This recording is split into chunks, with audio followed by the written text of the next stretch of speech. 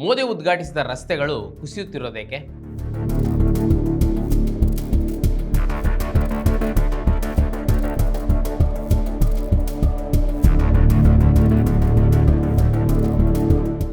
ರಾಮ ಮಂದಿರ ಲೂಟಿಯ ನಂತರ ಅಯೋಧ್ಯೆಯ ಅಭಿವೃದ್ಧಿ ಪ್ರಾಧಿಕಾರದ ಮೆಟ್ಟಿಲುಗಳು ಕುಸಿತ.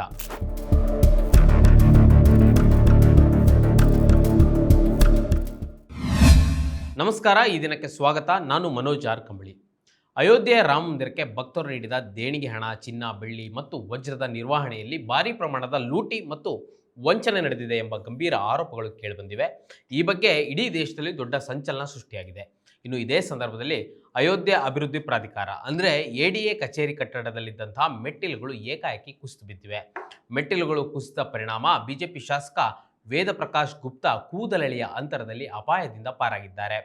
ಬಿಜೆಪಿ ಆಡಳಿತದಲ್ಲಿ ಭ್ರಷ್ಟಾಚಾರ ಎಷ್ಟು ಆಳವಾಗಿತ್ತೆಂದರೆ ಅಯೋಧ್ಯೆ ಅಭಿವೃದ್ಧಿ ಪ್ರಾಧಿಕಾರದ ಕಟ್ಟಡದ ಮೆಟ್ಟಿಲುಗಳು ಕುಸಿದಿವೆ, ಇದೇ ಸಾಕ್ಷಿ ಅಂತ ಸಾಮಾಜಿಕ ಮಾಧ್ಯಮದಲ್ಲಿ ಪ್ರತಿಕ್ರಿಯೆಗಳು ಬರ್ತಾ ಇವೆ. ಈ ಎಡಿಎ ಅಯೋಧ್ಯೆ ನಗರದ ಸಾರ್ವಜನಿಕ ಸೌಲಭ್ಯಗಳು ಸೇರಿದಂತೆ ರಾಮ ಮಂದಿರದ ನಿರ್ವಹಣೆ ಮತ್ತು ನಗರದ ಮೂಲ ಸೌಕರ್ಯಗಳ ಅಭಿವೃದ್ಧಿಯಲ್ಲಿ ಪ್ರಮುಖ ಪಾತ್ರ ವಹಿಸುವ ಇಲಾಖೆ.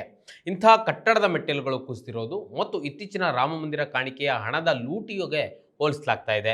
ಅಯೋಧ್ಯೆಯ ಅಭಿವೃದ್ಧಿ ಕಾಮಗಾರಿಗಳ ಮೇಲ್ವಿಚಾರಣೆ ಹೊತ್ತಿರುವಂತಹ ಪ್ರಾಧಿಕಾರ ಸ್ವಂತ ಕಟ್ಟಡದಲ್ಲಿಯೇ ಇಂತಹ ಘಟನೆ ಸಂಭವಿಸಿರುವುದು ವ್ಯಾಪಕ ಚರ್ಚೆಗೆ ಕಾರಣವಾಗಿದೆ. ಘಟನೆಯ ಬಳಿಕ ಅಧಿಕಾರಿಗಳು ಕುಸಿದ ಭಾಗವನ್ನು ಪರಿಶೀಲಿಸುತ್ತಿದ್ದಾರೆ. ಮೆಟ್ಟಿಲುಗಳು ಕುಸಿತದ ತನಿಖೆಯ ಪ್ರಾಥಮಿಕ ಮಾಹಿತಿಯ ಪ್ರಕಾರ ಶಾಸಕ ವೇದ ಪ್ರಕಾಶ್ ಗುಪ್ತಾ ಅವರು ಅಯೋಧ್ಯೆ ಅಭಿವೃದ್ಧಿ ಪ್ರಾಧಿಕಾರದ ಕಚೇರಿಗೆ ಭೇಟಿ ನೀಡಿದ್ದ ವೇಳೆ ಈ ಘಟನೆ ಸಂಭವಿಸಿದೆ. ಪ್ರಾಧಿಕಾರದ ಸ್ವಂತ ಕಟ್ಟಡದಲ್ಲಿದ್ದ ಮೆಟ್ಟಿಲುಗಳು ಏಕಾಏಕಿ ಕುಸಿದು ಬಿದ್ದ ಪರಿಣಾಮ ಅಧಿಕಾರಿಗಳು, ಸಿಬ್ಬಂದಿ ಹಾಗೂ ಅಲ್ಲಿದ್ದವರಲ್ಲಿ ಕೆಲಕಾಲ ಆತಂಕದ ವಾತಾವರಣ ನಿರ್ಮಾಣವಾಯಿತು. ಘಟನೆಯಲ್ಲಿ ಶಾಸಕ ವೇದ ಪ್ರಕಾಶ್ ಗುಪ್ತಾ ಯಾವುದೇ ಗಾಯಗಳಿಲ್ಲದೆ ಸುರಕ್ಷಿತವಾಗಿ ಪಾರಾಗಿದ್ದಾರೆ.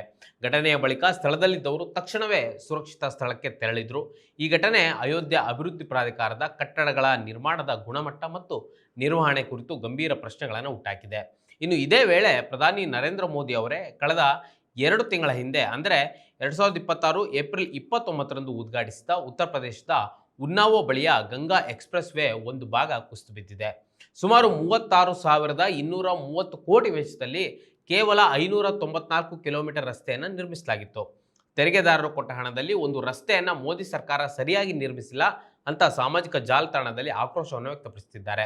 ಇನ್ನು ಸಾಮಾಜಿಕ ಮಾಧ್ಯಮದಲ್ಲಿ ತೆರಿಗೆದಾರರ ಹಣವನ್ನು ಹೀಗೆ ಲೂಟಿ ಮಾಡಲಾಗ್ತಾ ಇದೆ, ರಸ್ತೆಗಳು ಮತ್ತು ಎಕ್ಸ್ಪ್ರೆಸ್ ವೇಗಳು ಕನಿಷ್ಠ 1 ವರ್ಷವೂ ಬಾಳಿಕೆ ಬರ್ತಾ ಇಲ್ಲ, ಆದರೆ ನಿತಿನ್ ಗಡ್ಕರಿ ಅವರು ಮಾತ್ರ ಎಥನಾಲ್ ಮಿಶ್ರಣದ ಅಂದರೆ ಎಥನಾಲ್ ಬ್ಲೆಂಡಿಂಗ್ ಕೆಲಸದಲ್ಲಿ ಮಗ್ನರಾಗಿದ್ದಾರೆ ಅಂತ ಆಕ್ರೋಶವನ್ನು ಹೊರಹಾಕ್ತಿದ್ದಾರೆ.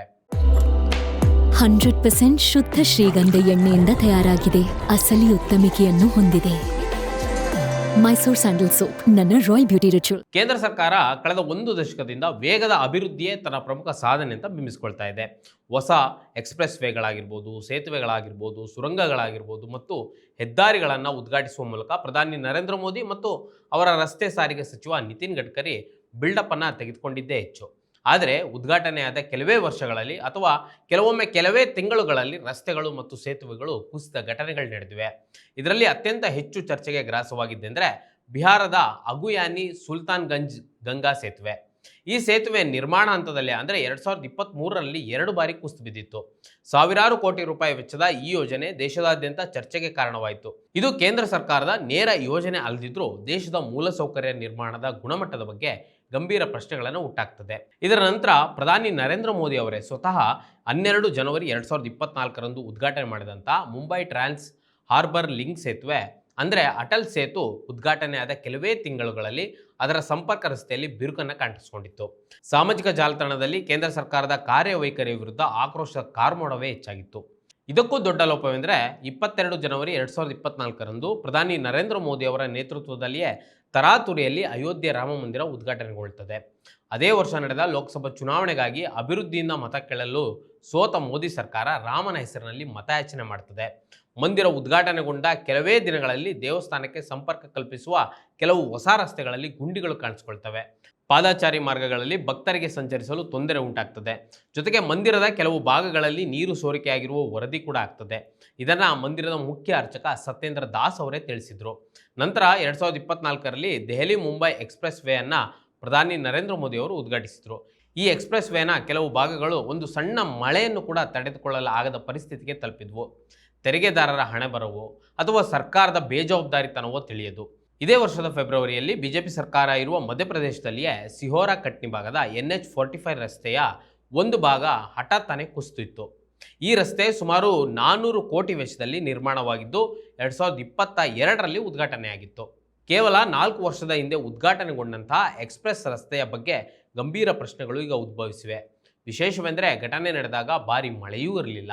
ಆರಂಭಿಕ ತನಿಖೆಯಲ್ಲಿ ಮಣ್ಣಿನ ಕುಸಿತ, ನೀರು ಹರಿಯುವ ವ್ಯವಸ್ಥೆಯ ಸಮಸ್ಯೆ ಅಥವಾ ನಿರ್ಮಾಣದ ಗುಣಮಟ್ಟ ಸೇರಿದಂತೆ ಹಲವು ಕಾರಣಗಳನ್ನು ನೀಡಲಾಗಿದೆ. ತೆರಿಗೆದಾರರ ಕೋಟ್ಯಾಂತರ ರೂಪಾಯಿ ಹಣಕ್ಕೆ ಕೇಂದ್ರ ಸರ್ಕಾರಕ್ಕೆ ಸಣ್ಣ ಅಕೌಂಟಬಿಲಿಟಿ ಇಲ್ಲವೇ ಎಂಬ ಪ್ರಶ್ನೆ ಬರ್ತಾ ಇದೆ.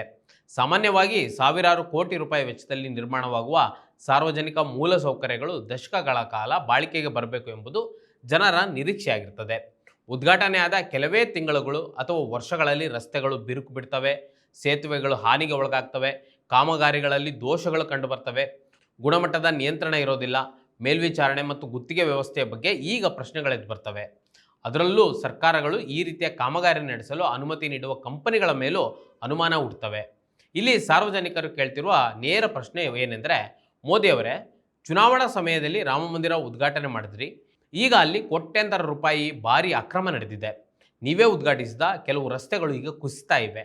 ಕೇಂದ್ರದಲ್ಲಿರುವ NDA ಸರ್ಕಾರ ಮತ್ತು BJP ಸರ್ಕಾರ ಆಡಳಿತವಿರುವ ರಾಜ್ಯಗಳಲ್ಲಿ ರಸ್ತೆಗಳು, ಗುಂಡಿಗಳು, ಸೇತುವೆಗಳು ಕುಸಿತಾ ಇವೆ.